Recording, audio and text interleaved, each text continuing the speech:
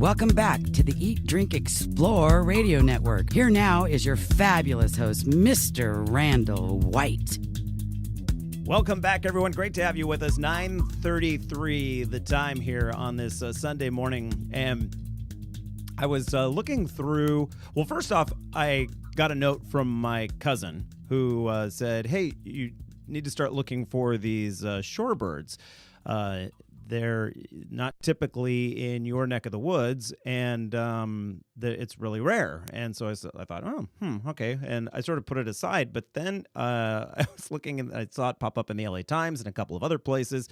They are called blue-footed boobies, and they really don't come up the California coast all that much. They, as I understand it, hang out more toward the Salton Sea, but that has quickly changed.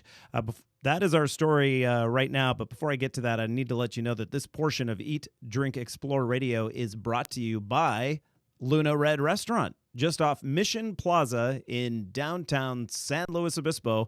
It is the perfect location to enjoy happy hour. I mean, seriously, if you like to have a glass of wine al fresco like I do, their patio is ideal to check out what's happening right in the historic downtown.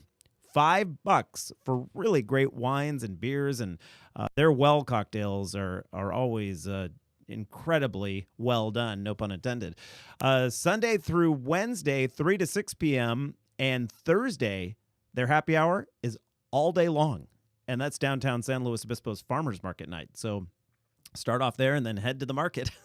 Whether you're visiting San Luis Obispo or you call this stretch of the Central Coast your home, Luna Red is a locovore's dream. For more information, head to Luna Red Slow, that's SLO.com. All right, let's talk about these blue-footed boobies. And so we want to pull an expert on the line here who can sort of give us some insight into how rare this is. Dan Cooper is with Cooper Ecological Monitoring and joins us on the line right now. Hey, Dan. Hi. I'm glad we could catch you. I understand you're just out the door, but made time for us, so we appreciate that.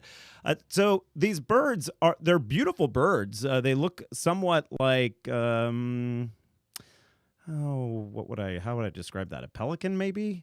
Yeah. But with blue feet. Right. If you belong to any conservation group in the world, chances are you've seen one on one of their mailings. They're just a really well-known, attractive species. And what is their typical habitat zone? Well, they occur regularly from the Gulf of California down into South America along the Pacific coast. We really rarely see them within U.S. waters, so they're a tropical species. And all of a sudden, they started popping up in Southern California, correct? That's right. So I had one sighting off Pacific Palisades on the 12th of September, and little did I know, the same day, someone saw one in just east of downtown Los Angeles at Whittier Narrows. And then in the next few days since, there have just been sightings all up and down the coast of multiple birds. I mean, this morning, I just checked the hotline, and someone was out on a boat off around Anacapa Island and saw 8. So, really? Now, yeah, just perched. Do these birds appear ill or in bad shape? Are they thin? How have they been described? Well, they're mostly first-year birds. So they're young birds, maybe born this year or last year, but probably this year. No, they don't seem ill at all. In fact, most of the birds that have been seen on the wing were foraging, diving into the water like pelicans, often in flocks of pelicans. So they seem to know what they're doing. How interesting. And people are attributing it to this point as what, following a food source? Yeah, I mean, it's really hard to know. I mean, and it's still unfolding. When we saw the first few, we thought it was just sort of a random thing. I mean, it turns out a tourist photographed one in Mono Lake at the end of August, and that just kind of came to light recently. So we thought it was just an oddball, vagrant type of thing, but with now so many, and in recent years they've been turning up more on the Pacific coast of Baja California, so we may be in the middle of sort of a northward expansion of this species range. It's just too early to tell right now. So the farthest north so far, I guess, would have been Mona Lake inland. Coastally, what's the farthest sighting? There was at least one at Bodega Head off Sonoma County. So they're up there, and yeah, I wouldn't be surprised by the end of the week if we don't have one off Point Arena or Arcata or even into Oregon. I mean, they're traveling with brown pelicans, so brown pelicans have gone up all the way into the Gulf of Alaska. I don't think a blue-footed booby will, but Right. you never know with these seabirds.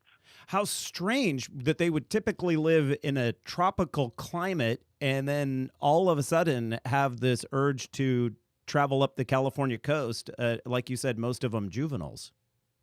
Yeah, but there are huge changes that go on every year in the food sources off the Pacific that we're completely ignorant of, and even from decade to decade, I mean, the food base of a very abundant seabird like the elegant tern, which nests off Southern California and Mexico, may shift to a totally unrelated fish species for a few years. It may be anchovies for one decade, and now a lot of them are eating pipefish. So there's a lot we don't know about what these birds are doing. And bear in mind, I mean, they're following the ocean, which has a gradient of temperature all the way north, and if that gradient shifts, the birds are going to go with it. Right. The Pacific stays pretty temperate, does it not, for a long stretch compared to like the waters off the East Coast? Right, and compared to the land, I mean, you drive 10 minutes east from the coast in Central California, and you're sweating with 100-degree temperatures, and you're at 62 degrees on the coast. So yeah, there are radical changes on the coast that you just don't see over vast swaths of the Pacific Ocean. Dan, I know you got to go. I was curious if you have time to answer just one more question regarding, you mentioned brown pelicans, that they're traveling with, they seem to be traveling with that group of birds. How is that population doing? How are the brown, because I've read some articles that say maybe they're looking somewhat threatened. I don't study that species, but they ebb and flow. I haven't heard that they're really in conservation trouble. Every few years, the population will just fail widely in its nesting success, but then they'll have some good years. So, these things have very, you got to look at the big picture when you're looking at population declines and expansions of these birds. Right. Well, we'll keep our eye out for more of these blue-footed boobies, and I think this is going to develop into a much larger story. That's just I don't know one thing from the next, but it's going to be a big booby of a story. Yes. And tell people who are surfing. Surfers, tell your birding friends if you see these things flying around, because they're landing on docks, they're landing on jetties. It's just really interesting how people are reporting them. That's a really good point. And our show, Dan, goes from the Santa Barbara area all the way up the coastline through and past Santa Cruz. So we are very much a coastal show. So anyone listening right now, it is Sunday. After all, get out there. And where should people send pictures if they see these? Well, you can go online and just do some searches for rare bird reports, or if you probably have a person who likes birds in your family or friend circle, and just let them know and take photos and write down dates and things like that. Yeah, and they can't miss them because they've got big blue feet.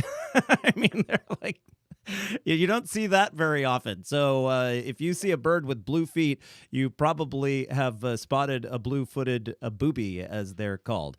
Dan Cooper with Cooper Ecological Monitoring. His website is cooperecological.com. That's with two O's, COOPER, ecological.com. Dan, thanks for joining us today on such short notice. I very much appreciate it. Sure thing, anytime. All right, everyone. That just about does it for this segment. We don't have much more time, but I did want to point out something that I found in the LA Times, which is I seem to have found a lot of stuff in the LA Times today now. The UC Davis is launching a Confucius Institute dedicated to Chinese food and beverages. So how much fun would that be to be in that class, or not that class, that's your entire degree program. studying Chinese food and beverages, I got to tell you, it would be a lot of fun. The Institute will not issue degrees, however, the article says. Courses will include lectures on Chinese tea and cuisine, workshops on cooking, social drinking, Chinese holiday food, business and culinary traditions. Also, intensive Mandarin language learning camps will be available for high school students, in addition to graduate and faculty research opportunities. So this, again, being offered by, well, it's fronted by Professor Charles Shoemaker with UC Davis. He's a professor there for the Food Science and Technology Department at UC Davis. And I think it's a great idea, especially here on the West Coast, right? I mean, there are so many business ties between California and China.